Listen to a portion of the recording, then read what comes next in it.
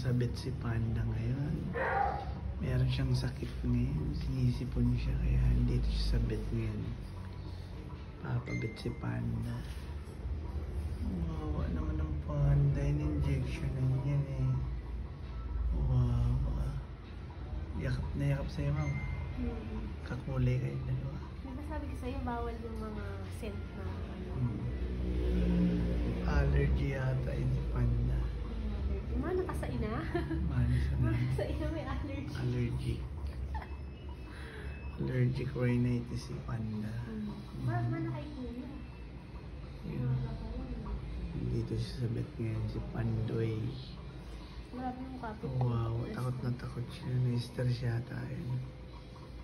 Ngayon lang yung nagpayakap sa bahay, di nagpapayakap yun.